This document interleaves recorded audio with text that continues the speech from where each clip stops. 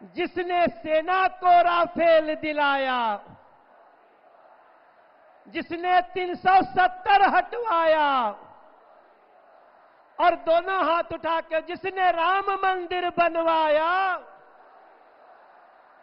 भारत माता की।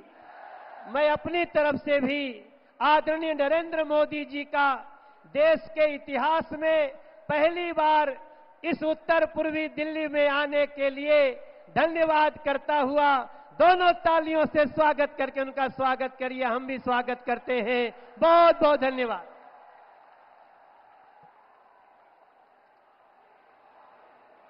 स्वागत है भाई, स्वागत है, मोदी जी का स्वागत है, स्वागत है भाई, स्वागत है, स्वागत है भाई, स्वागत है। मोदी जी को जय श्री राम, जय श्री राम, जय श्री राम।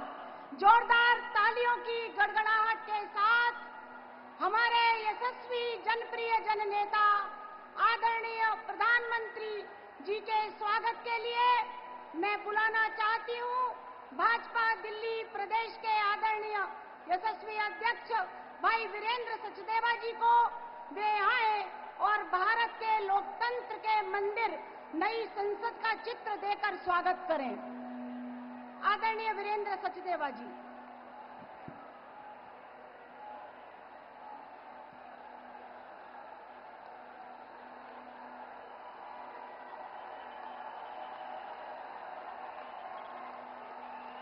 मोदी मोदी मोदी।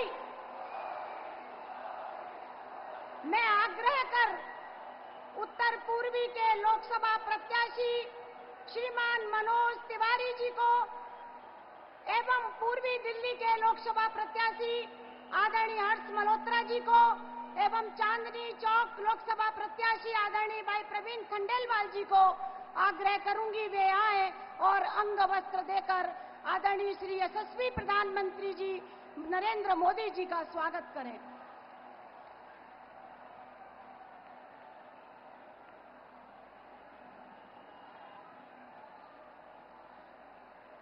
नारी शक्ति की प्रतीक हमारी बहनें श्रीमती रेखा गुप्ता, श्रीमती सारिका जैन, श्रीमती मीरा अग्रवाल जी, श्रीमती पूनम चौहान और श्रीमती ऋचा पांडे मिश्रा जी से मैं आग्रह करूंगी कि हनुमान जी की मूर्ति भेंट कर आदरणीय यशस्वी प्रधानमंत्री श्री नरेंद्र मोदी जी को भेंट करें।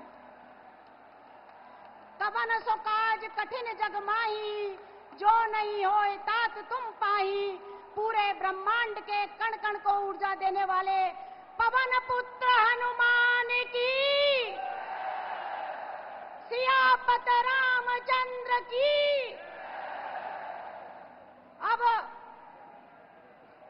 मैं आग्रह करूंगी, श्रीमती यशोदा देवी अपने परिवार के साथ आएंगी, जिन्होंने सीएए कानून के संशोधन के बाद भारतीय नागरिकता प्राप्त की है। वे हृदय से अपने परिवार के साथ आकर मोदी जी को धन्यवाद देना चाहती हैं। मोदी मोदी मोदी। और अब सुश्री दिया भारती जी से मैं आग्रह करूंगी, वे आए और अपने हाथों से बनाई गई चादर हमारे जनप्रिय नेता आदरणीय श्री नरेंद्र मोदी जी को अपने हाथों से भेंट करें।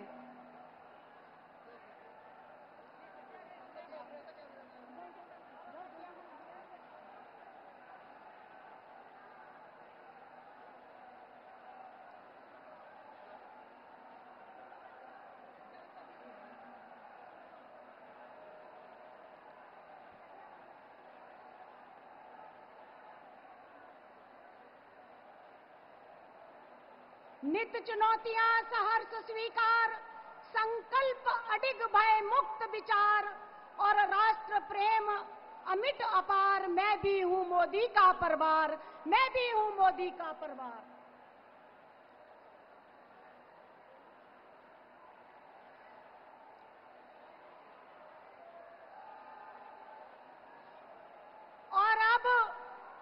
जिनको सुनने के लिए हम सदैव उत्सुक रहते हैं।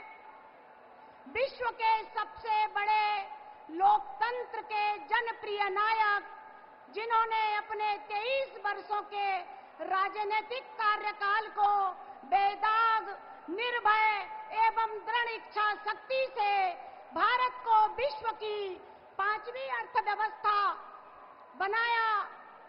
और मुझे यह कहने में बहुत खुशी है कि आज जिनके होने से देश का हर व्यक्ति यह कहने में गर्व महसूस करता है कि मैं भी हूं मोदी का परिवार। आज के लौह पुरुष मोदी जी को मैं आग्रह करती हूं कि वे आए, आदरणीय देश के यशस्वी प्रधानमंत्री जी, जनप्रिय नेता आए और अपना उद्बोधन दें। मोदी मोदी मोदी।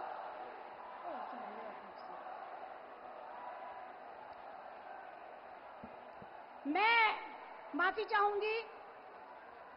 मैं भारतीय जनता पार्टी दिल्ली प्रदेश के यशस्वी अध्यक्ष, जिनके कार्यकर्ता निष्ठ भाव से आज दिल्ली प्रदेश हमारा ऊंचाइयों पर पहुंच रहा है, ऐसे वीरेंद्र सचदेवा जी को आग्रह करूंगी कि वे आए और अपना उद्बोधन दें।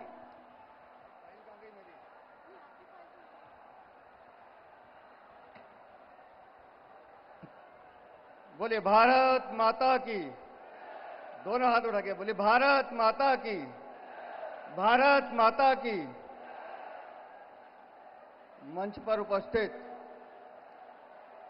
विश्व के सर्वाधिक लोकप्रिय नेता, परम आदरणीय प्रधानमंत्री जी, मंच पर उपस्थित मेरे सभी सम्मानित साथीगण, साथियों, ये हर्ष का विषय है कि आज हम दिल्ली वाले माननीय प्रधानमंत्री जी के सामने रूबरू हो रहे हैं और हम सब आज उनको सुनना भी चाहते हैं। अभी जब मनोज भाई बात कर रहे थे तो बार बार एक ही बात कह रहे थे कि दिल्ली की 7 सीटों पर कमल खिलाना है, मोदी जी को तीसरी बार प्रधानमंत्री बनाना है। और मैं इस बात को इसलिए खुले दिल से स्वीकार करता हूं कि ये दिल्ली की जो जनता है, ये अपना मन बना चुकी है कि हम माननीय मोदी जी को तीसरी बार प्रधानमंत्री भी बनाएंगे और दिल्ली की 7 सीटों पर कमल भी खिलाएंगे। दोस्तों, 2014 का चुनाव हमने देखा था, जब माननीय नरेंद्र मोदी जी प्रधानमंत्री पद के उम्मीदवार थे। उससे पहले के 10 साल हमने लूट के शासन के, भ्रष्टाचार के 10 साल देखे। रोज नए स्कैम इस हिंदुस्तान में होते थे। तो उस समय देश की जनता को लगती थी कि एक आशा की किरण वो माननीय प्रधानमंत्री नरेंद्र मोदी दिखाई देते थे। और इसलिए मैं कहता हूं 2014 का चुनाव आशा का चुनाव था और भारत की जनता ने भरपूर प्यार देकर माननीय मोदी जी को प्रधानमंत्री बनाया। और माननीय प्रधानमंत्री जी ने भी अपने कार्य से उस आशा को विश्वास में बदला और 5 सालों में इतना काम किया कि 2019 आते आते 2019 का चुनाव विश्वास का चुनाव था, प्रधानमंत्री जी के कामों का विश्वास। और 2019 में भी आप सबने भरपूर झोली भर के दी और पूर्ण बहुमत के साथ माननीय प्रधानमंत्री जी दूसरी बार प्रधानमंत्री बने थे। लेकिन 2024 का चुनाव इससे बड़ा चुनाव है। 2024 का चुनाव आशा और विश्वास के साथ साथ भारत की भविष्य की संभावनाओं का चुनाव है। 2024 का चुनाव भारत को विकसित भारत बनाने का चुनाव है। 2024 का चुनाव भारत को विश्व गुरु बनाने का चुनाव है। 2024 का चुनाव भारत को विश्व की तीसरी आर्थिक शक्ति बनाने का चुनाव है। इसलिए मैं कहता हूं कि इस चुनाव में 25 मई को दिल्ली का हर मतदाता अपने घर से निकलेगा, अपने आस पड़ोस को इकट्ठा करेगा, अपने रिश्तेदारों को फोन करेगा, अपने दोस्तों को फोन करेगा और एक ही बात कहेगा कि हम सबको मोदी जी को जिताना है, कमल का बटन दबाना है। मैं जानता हूं कि आज हम सब माननीय प्रधानमंत्री जी का संबोधन सुनेंगे और दिल्ली में जिस तरह से विकास के कार्य माननीय प्रधानमंत्री जी के नेतृत्व में हुए हैं, हम एक्सप्रेसवे देखते हैं, दिल्ली मेरठ एक्सप्रेसवे हो, द्वारका एक्सप्रेसवे जिसका उद्घाटन अभी माननीय प्रधानमंत्री जी ने किया था, दिल्ली देहरादून एक्सप्रेसवे हो, दिल्ली मुंबई एक्सप्रेसवे हो, दिल्ली जयपुर एक्सप्रेसवे हो, ईस्टर्न वेस्टर्न पेरिफेरल एक्सप्रेसवे हो, ऐसे कई विकास के काम। और अभी मनोज भाई बता रहे थे ये एलिवेटेड रोड जो देहरादून जा रही है, ये भी माननीय प्रधानमंत्री जी की देन है। इससे दिल्ली में हमने भारत मंडपम देखा, इससे दिल्ली में हमने यशोभूमि देखी, इससे दिल्ली में हमने बाबा साहब अंबेडकर का तीर्थ स्थल देखा, इससे दिल्ली में बाबा साहब अंबेडकर इंटरनेशनल सेंटर देखा, इससे दिल्ली में हमने कर्तव्य पथ देखा, इससे दिल्ली में हमने प्रधानमंत्री संग्रहालय देखा, इससे दिल्ली में हमने वार मेमोरियल हॉल देखा। यह सब माननीय प्रधानमंत्री जी का प्रताप है जो इसे दिल्ली में हुआ है। दोस्तों, मैं अंत में अपनी 2 मिनट की बात कहकर बात खत्म करता हूं। आजकल हम सब इंडी गठबंधन सुन रहे हैं, लेकिन दिल्ली में भी एक गठबंधन है और मैं 2 लाइनों में उस गठबंधन की परिभाषा कहकर बात समाप्त करता हूं। गद्दारों के किले ढह गए, गद्दारों के किले ढह गए, राष्ट्रवाद की तोप से सांप नेवले एक हो गए मोदी जी के खौफ से। तो बोलिए जय श्री राम, जय जय श्री राम, जय श्री राम। बहुत बहुत धन्यवाद। बहुत बहुत धन्यवाद आदरणीय प्रदेश अध्यक्ष जी। भारत माता की, भारत माता की। श्री नरेंद्र मोदी, श्री नरेंद्र मोदी, मोदी जी को जय श्री राम। समृद्ध भारत, दृढ़ सरकार, जन जन बोले अब की बार, मोदी मोदी 400 पार। मैं भी हूं मोदी का परिवार, मैं भी हूं मोदी का परिवार। और अब हम सब जिनको सुनने के लिए बेसब्री से इंतजार कर रहे थे, मैं अपने यशस्वी प्रधानमंत्री, जनप्रिय नेता आदरणीय नरेंद्र मोदी जी को आग्रह करती हूं कि वे आए और अपना उद्बोधन दें।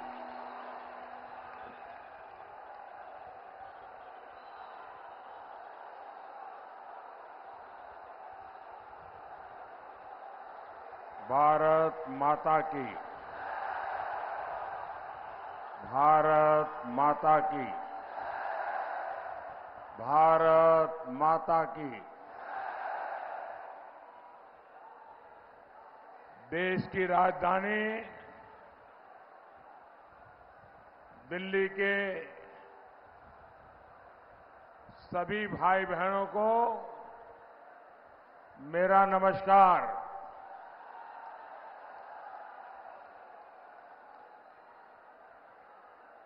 आप सबने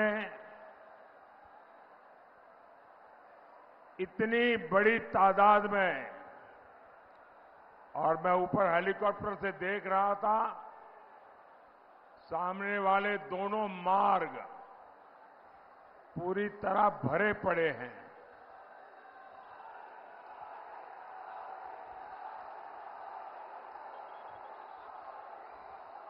ये उमंग, ये उत्साह इस बात का गवाह है कि फिर एक बार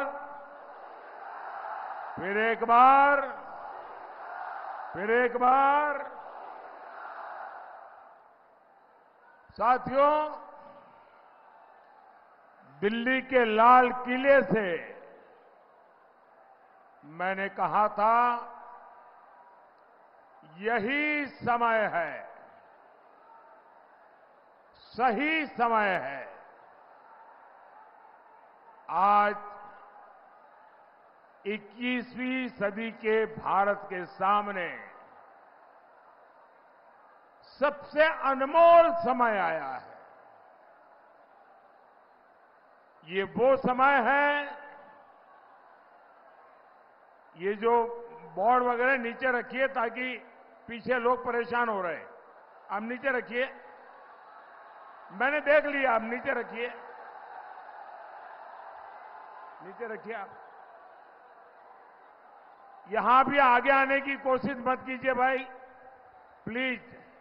आप जहां हैं वहां रहिए, अब जगह नहीं है आगे आने की। कृपा करके आप जहां हैं वहीं रहिए। आपका ये प्यार, आपका आशीर्वाद, आपका उमंग, आपका उत्साह, ये सब कुछ मेरे सर आंखों पर।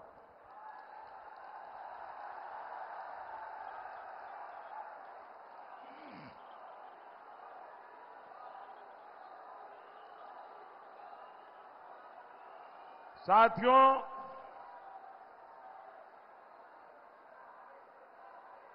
सही समय है, यही समय है। ये वो समय है जब भारत तेज विकास के लिए एक लंबी छलांग लगा रहा। 24 का ये चुनाव भारत को टॉप तीन इकोनॉमी में लाने के लिए है। 24 का ये चुनाव भारत की अर्थव्यवस्था को उन ताकतों से बचाने के लिए भी है जो अपनी आर्थिक नीतियों से भारत को दिवालिया कर देना चाहती है। 24 का ये चुनाव भारत में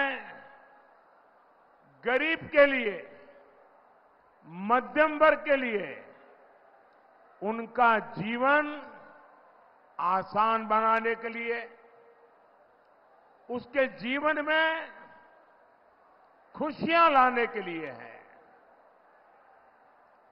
और 24 का ये चुनाव गरीब और मध्यम वर्ग को उन ताकतों से बचाने के लिए है जो उनकी संपत्ति छीन लेना चाहते हैं। 24 का ये चुनाव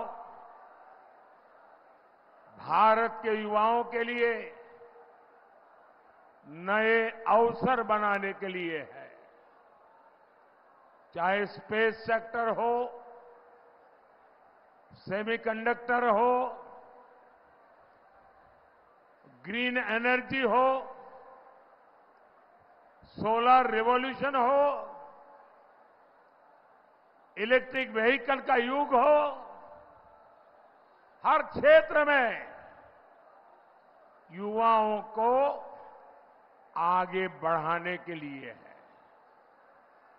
और दूसरी ओर 24 का ये चुनाव उस परंपरा को, उस सोच को भी हराने का चुनाव है जिसने बरसों तक भाई भतीजावाद, परिवारवाद के चलते भारत के युवाओं का भविष्य बर्बाद करके रख दिया है। 24 का ये चुनाव मजबूत भारत बनाने के लिए है और 24 का ये चुनाव उन ताकतों को परास्त करने के लिए है जो भारत को कमजोर करना चाहती है। तो देश की राजनीति को एक मजबूत सरकार चाहिए। देश की राजधानी को दुनिया में प्रतिष्ठा मिले, देश की राजधानी दुनिया के लिए आकर्षण का केंद्र बने। और इसलिए इस देश को चाहिए फिर एक बार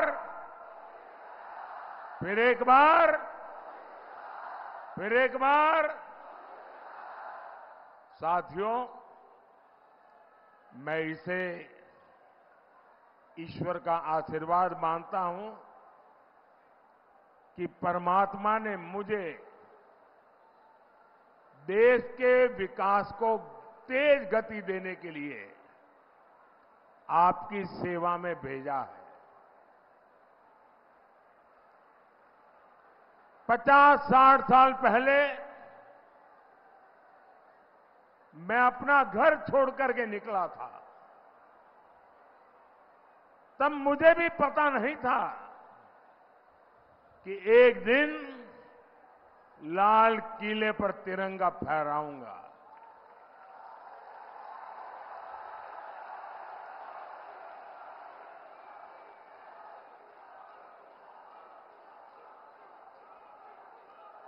पचास 60 साल पहले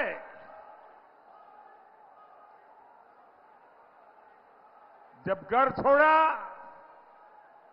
सब कुछ छोड़ चुका था, सब कुछ छूट गया था, लेकिन तब मुझे पता नहीं था कि एक दिन 140 करोड़ भारतीय ही मेरा परिवार बन जाएंगे।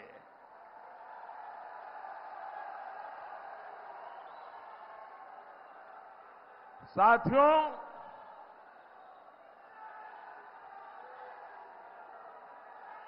न अपने लिए मैं जिया हूं, न अपने लिए मैं जन्मा हूं। मैं आपके लिए और आपके बच्चों के उज्जवल भविष्य के लिए जी जान से खप रहा हूं।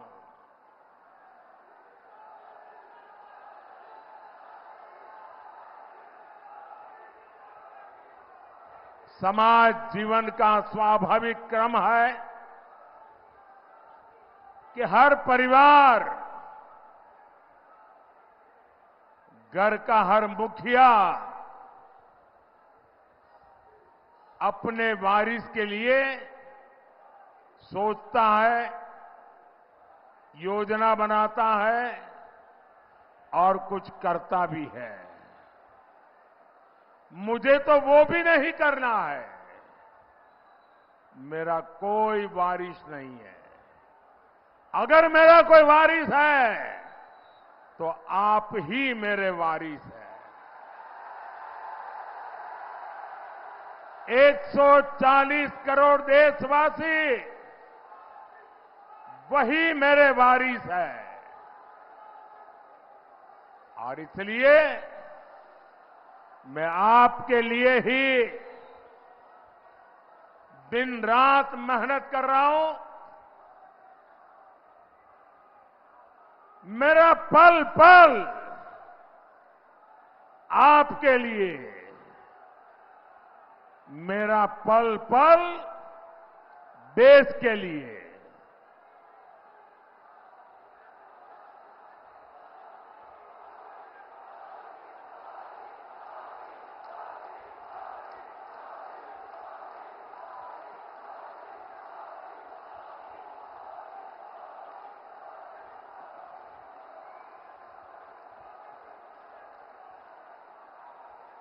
आपके सपने ही मेरा संकल्प है।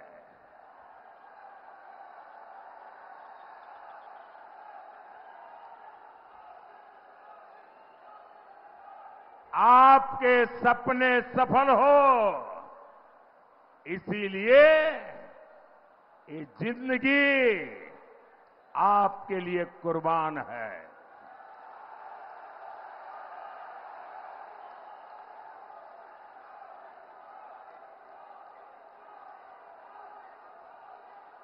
"24 by 7, 24 by 7 for 2047" ये ये मोदी की गारंटी है।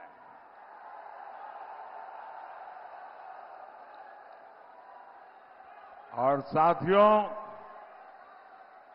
ये पर्दा नीचे करो, पीछे लोगों को दिखता नहीं है भाई, नीचे करिए आप।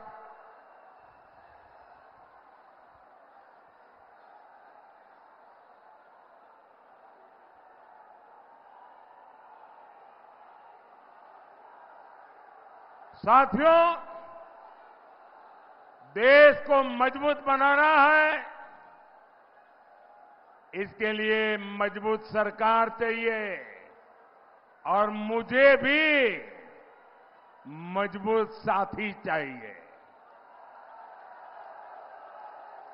और इसलिए दिल्ली में भी ऐसे हमारे सभी उम्मीदवारों को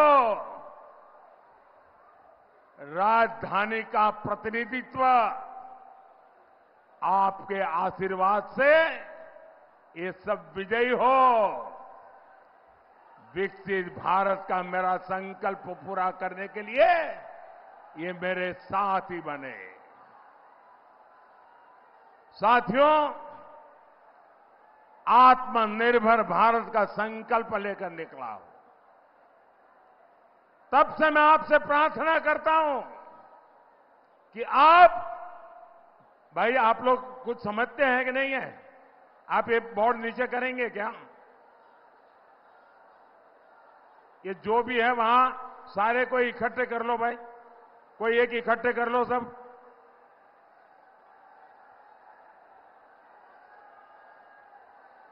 भाई आपका प्यार मेरे सर आंखों पर, लेकिन प्यार इतना मत करो कि पीछे वालों को दिखाई ना दे।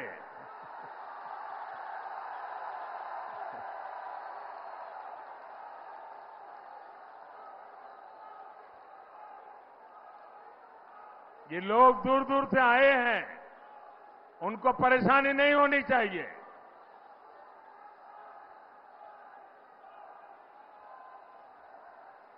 साथियों, आप चाहते हैं देश में फिर एक बार मजबूत सरकार बने? आप चाहते हैं दिल्ली के सभी सांसद हमारे जीत करके आए? तो इसके लिए आपको हर बूथ में कमल खिलाना होगा। हर बूथ में कमल खिले, तभी तो देश मजबूत होगा। साथियों, विकसित होते भारत की राजधानी भी विकसित दिखनी चाहिए, विकसित होनी चाहिए। आपने G20 सम्मेलन के दौरान देखा है कैसे दुनिया के शीर्ष नेता दिल्ली को देखकर चकित थे। आज यहां भारत मंडपम और यशोभूमि जैसे आधुनिक कन्वेंशन सेंटर बन रहे हैं।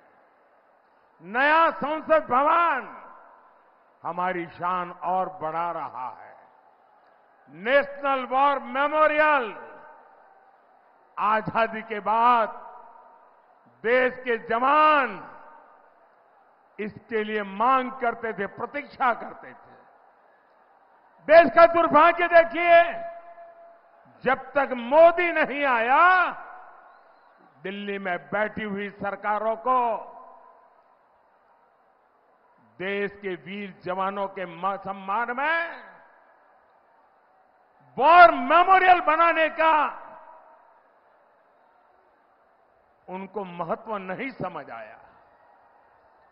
देश में लोगों की सुरक्षा करते करते करीब 35,000 पुलिस के जवान शहीद हुए। हमारी रक्षा करते करते शहीद हुए। उन पुलिस मेमोरियल के लिए देश के पुलिस के जवानों को 70 साल इंतजार करना पड़ा। मोदी आया तब जाकर के बना। डॉक्टर बाबा साहब आंबेडकर का मेमोरियल एक परिवार के लिए सब कुछ हुआ, लेकिन इतने प्रधानमंत्री हो गए, उनको स्मरण करने के लिए उनकी राजनीति, उनका परिवारवाद आड़े आया। ये मोदी है जिसकी रगों में लोकतंत्र जिंदा है, जो जीता है लोकतंत्र के लिए, जो खपता है लोकतंत्र के लिए, और उसने देश में पहली बार सभी प्रधानमंत्रियों का म्यूजियम बनाया।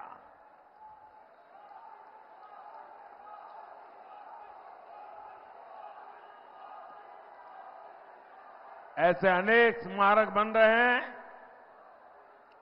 जो आधुनिक दिल्ली के दर्शन कराते हैं। हर शाम जब कर्तव्य पथ पर हजारों परिवार खुशियां के पल बिताते हैं, तब लगता है कि मेरी मेहनत सफल हो रही है। साथियों, मोदी का 10 वर्ष का सेवा काल दिल्ली के इंफ्रास्ट्रक्चर के लिए एक ट्रांसफॉर्मेशन का कालखंड रहा है। मेरा फोकस रहा है ईज ऑफ लिविंग पर, ईज ऑफ ट्रैवल पर। 10 साल पहले दिल्ली में नेशनल हाईवे की लंबाई 80 किलोमीटर थी, 80 किलोमीटर थी। अब ये 160 किलोमीटर से ज्यादा हो गई है, 160 किलोमीटर से ज्यादा हो गई है। इन 10 सालों में 4 लेन के हाईवे, इसकी लंबाई 2 गुनी हो गई है। हजारों बड़े वाहनों को अब दिल्ली में आने की जरूरत नहीं पड़ती। दिल्ली एनसीआर से होकर शानदार एक्सप्रेस वे चारों तरफ बन रहे हैं। 2014 में दिल्ली मेट्रो का जितना बड़ा नेटवर्क था, आज उससे 2 गुना बड़ा मेट्रो नेटवर्क दिल्ली के पास है।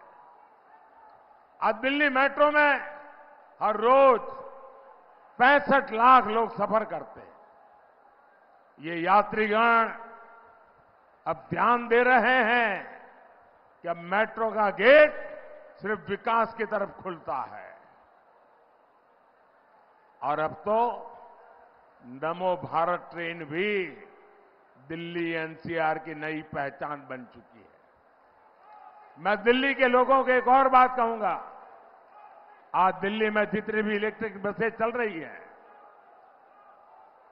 पर्यावरण से मुक्ति के जो समस्याएं हैं पर्यावरण की, उससे मुक्ति के लिए भारत सरकार ने एक अहम कदम उठाया।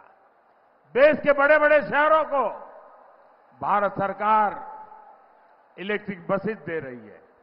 आपने देखा होगा दिल्ली को भी भारत सरकार ने ऐसी सैकड़ों बसें दी हैं, ताकि दिल्ली के लोगों की सुविधा भी बढ़े और पर्यावरण की भी रक्षा हो। साथियों, हम सब जानते हैं, दुनिया में कोई भी जगह हो, इंफ्रास्ट्रक्चर का विकास इन्वेस्टमेंट लेकर आता है। आज छोटे से छोटे दुकानदारों से लेकर बड़े बड़े बिजनेस तक सभी फायदे में है, क्योंकि भारत सरकार दिल्ली का चौतरफा विकास कर रही है। साथियों, मोदी दिल्ली के हर गरीब, हर मिडिल क्लास परिवार का जीवन आसान बनाने के लिए प्रतिबद्ध है। पूरी दिल्ली में पाइप से सस्ती गैस पहुंचाने का काम तेजी से चल रहा है। इससे हमारी बहनों को बहुत सुविधा हो रही है। मुफ्त अनाज की योजना भी लाखों लोगों के बहुत काम आ रही है। सबके घर का सपना पूरा करना भी मोदी की गारंटी है। आप देखिए, एक तरफ अनऑथराइज्ड कॉलोनीज को रेगुलर करने का काम चल रहा है, वहीं दूसरी तरफ झुग्गियों की जगह पक्के घर बनाने का अभियान भी जारी है। मिडिल क्लास के जो साथी अपना घर बनाना चाहते हैं, उनको भी भाजपा सरकार बड़ी आर्थिक मदद देने जा रही है। साथियों, गरीब और मध्यम वर्ग की बचत को बढ़ाने के लिए मोदी ने एक और योजना शुरू की है। ये योजना है पीएम सूर्यघर मुफ्त बिजली योजना। ये योजना दिल्ली के लोगों के लिए ट्रिपल बेनिफिट वाली है। 3 फायदा कराएगी। इस योजना में आपका 300 यूनिट तक का बिजली बिल 0 हो जाएगा।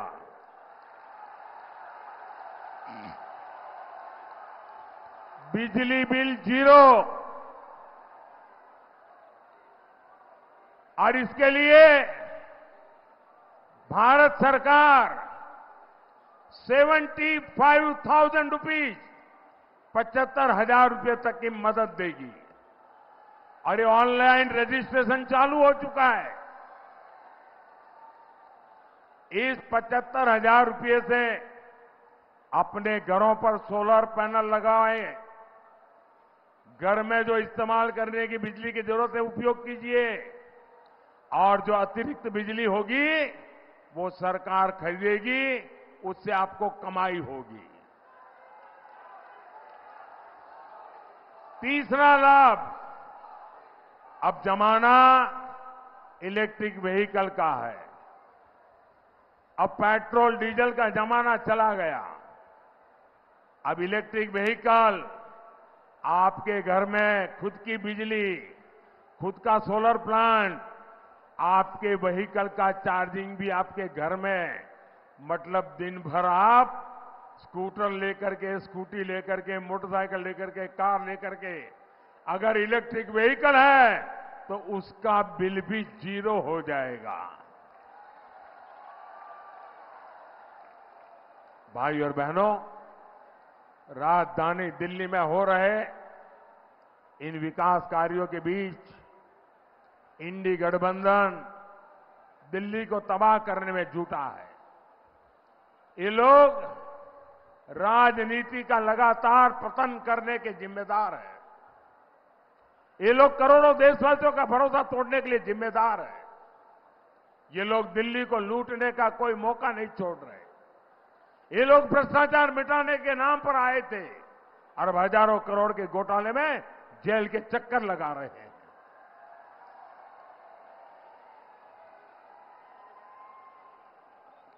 और ये कांग्रेस, ये तो पूरी तरह एक्सपोज हो गई है। पहले कांग्रेस वाले पत्रकार वार्ता करते करते करते क्रेडिट लेने के लिए तूफान मचाए रखा था। वो कहते थे शराब घोटाले के पर्दाफाश का क्रेडिट कांग्रेस को जाता है। फिर शाही परिवार के कहने पर भ्रष्टाचारी को ही गले लगा लिया। कांग्रेस के स्थानीय नेताओं को भी समझ नहीं आ रहा है कि करे तो क्या करे। दिल्ली, हरियाणा, यहां दोस्ती और पंजाब में कुश्ती, ये ढोंग कब तक चलेगा? दुनिया देख रही है कि कैसे एक भ्रष्टाचारी दूसरे भ्रष्टाचारी को कवर दे रहा है। साथियों, एक जमाना था जब कांग्रेस पूरे देश पर राज करती थी। उनकी उंगलियों के इशारों से सरकारें बनती थी और गिरती थी। कांग्रेस की 4 पीढ़ियों ने दिल्ली पर राज किया, लेकिन आज ये दिल्ली में 4 सीट तक लड़ने की उनकी ताकत नहीं रही है। कांग्रेस इस सीट पर भी नहीं लड़ पा रही है जहां देश की सौंदर्य है और जहां इनका 10 जनपद का दरबार है। लेकिन फिर भी कांग्रेस का घमंड नहीं टूटा है। साथियों, इंडी गठबंधन वालों ने अपने राजनीतिक स्वार्थ में आपके स्वास्थ्य को भी दांव पर लगा दिया। यहां केंद्र सरकार के अस्पतालों में 5 लाख रुपए तक मुफ्त इलाज हो रहा है, लेकिन इंडी वालों ने यहां आयुष्मान भारत योजना पर रोक लगा रखी है। मोदी ने अब तय किया है हर परिवार के 70 वर्ष के ऊपर के बुजुर्गों को भी मुफ्त इलाज की सुविधा मिलेगी और इससे परिवार के खर्च में बहुत बड़ी राहत होगी, बहुत बड़ी बचत होगी। लेकिन इसका फायदा दिल्ली सरकार के अस्पतालों में आपको नहीं मिल पाएगा। ये लोग दिल्ली के एक भी बुजुर्ग को भारत सरकार की योजना का लाभ नहीं लेने देते। मेरा आपसे अनुरोध है, 70 साल के ऊपर के सब लोगों को मिलिए, उनको बताइए कि मोदी ये देना चाहते हैं, लेकिन ये दिल्ली की सरकार रुकावट बनी है और एक भी बुजुर्ग का वोट ये इंडी गठबंधन वालों को जाना नहीं चाहिए। भाई और बहनों, जब 24 घंटे दिमाग में सिर्फ वोट बैंक चलता हो तब ना इस तरह की योजनाएं संभव होती है और न ही विकास का कोई अता पता होता है। इंडी गठबंधन का यही हाल है। ये तस्वीकरण के लिए सारी हदें पार कर चुके हैं। इनका मैनिफेस्टो देखिए, ऐसा लगता है जैसे मुस्लिम लीग के दबाव में तैयार किया। ये लोग खतरनाक खेल खेलने जा रहे हैं। मैनिफेस्टो में लिखा है अब सरकारी टेंडरों को धर्म के आधार पर देना चाहते हैं। ये स्पोर्ट्स टीमों में भी धर्म के आधार पर सिलेक्शन करना चाहते हैं। ये देश के बजट को धर्म के आधार पर देना चाहते हैं। और यही नहीं, कांग्रेस के शहजादे आपकी संपत्ति का एक्सरे कराकर आपके घर पर छापा मारकर आपकी संपत्ति का आधा हिस्सा अपने वोट बैंक को देना चाहते हैं। और ये पिछले कई वर्षों से ऐसा करते भी आ रहे हैं। आप जानकर चौंक जाएंगे, 2014 में चुनाव की घोषणा होने के समय वोट पाने के लिए डॉक्टर मनमोहन सिंह जी की जो रिमोट वाली सरकार चलती थी, मैडम सोनिया जी सरकार को पीछे से चलाती थी, उन्होंने वोट बैंक के लिए वोट जिहाद करने वालों से सौदा किया। और सौदा किया, वो कांग्रेस को वोट देंगे, बदले में कांग्रेस क्या देगी? दिल्ली के लोगों की संपत्ति, हिंदुस्तान के लोगों की संपत्ति, भारत की महान विरासत, 123 प्रॉपर्टी, 123 प्रॉपर्टी रातों रात वोट पाने के बदले में वक्फ बोर्ड को सौंप दी गई थी। ये आपकी प्रॉपर्टी है दिल्ली वालों। 123 प्रॉपर्टी, एक दो नहीं, एक ही निर्णय में। और मकसद यही था कि इनका वोट बैंक खुश हो और चुनाव में उनको फायदा हो। ये संपत्तियां दिल्ली के प्राइम लोकेशंस में है, जहां एक एक गज जमीन की कीमत कई कई लाख रुपए है। क्या इस लूट को दिल्ली के लोग बर्दाश्त करेंगे क्या? क्या ऐसे लोगों को माफ करेंगे क्या? इनको चुन चुन करके साफ करेंगे कि नहीं करेंगे? भाई और बहनों, ये मौका परस्त गठबंधन तुष्टीकरण के लिए देश में हिंसा भी फैला सकता है। याद कीजिए, सीएए कानून आया था तो इन्होंने दिल्ली को महीनों महीने तक बंधक बना दिया था। पहले रास्ते रोके और फिर दंगे कराए।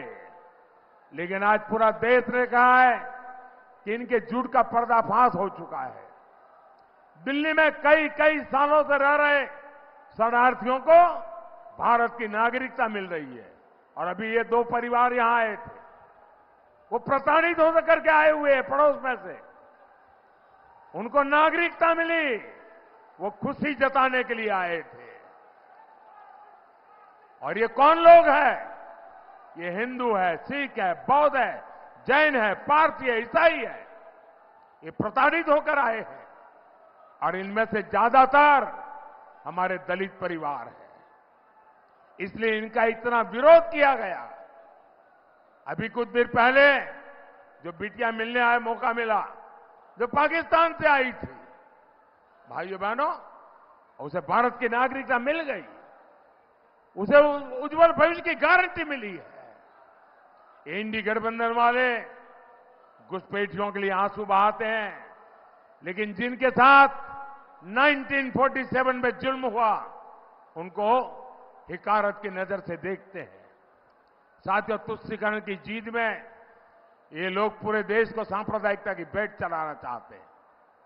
बाबा साहब आंबेडकर धर्म के आधार पर आरक्षण के खिलाफ थे, लेकिन ये खुलेआम कह रहे हैं एससी, एसटी, ओबीसी का आरक्षण धर्म के आधार पर बांट देंगे। साथियों, राम मंदिर को लेकर भी इनका रवैया आज पूरा देश देख रहा है। अब ये लोग अयोध्या में राम मंदिर से जुड़े सुप्रीम कोर्ट के फैसले को पलटना चाहते हैं। ये खुलकर के कह रहे हैं आर्टिकल 370 वापस लाएंगे। ये खुलकर कह रहे हैं कि भारत के हमारे परमाणु हथियारों को खत्म कर देंगे। क्या ऐसे खतरनाक गठबंधन को आप एक भी वोट मिलना चाहिए क्या? साथियों, 25 मई को जब आप वोट डालने घर से निकलिएगा तो विकसित भारत का लक्ष्य याद रखिए। आपको पूर्वी दिल्ली से श्री हर्ष मल्होत्रा जी, उत्तर पूर्वी दिल्ली से मनोज तिवारी जी और चांदनी चौक से प्रवीण खंडेलवाल जी को रिकॉर्ड वोटों से विजयी बनाना है। और मेरा आप सबसे आग्रह है, पहले मतदान फिर जलपान, पहले मतदान फिर जलपान। मेरे साथ बोलिए भारत माता की, भारत माता की, भारत माता की। बहुत बहुत धन्यवाद। बहुत बहुत बहुत बहुत धन्यवाद मोदी जी। हम सब आपको ये कहना चाहते हैं कि जो लोग मोदी जी को रोकने का सपना देख रहे हैं, उनको हम कहना चाहते हैं कि तुम जल जल के मर जाओ।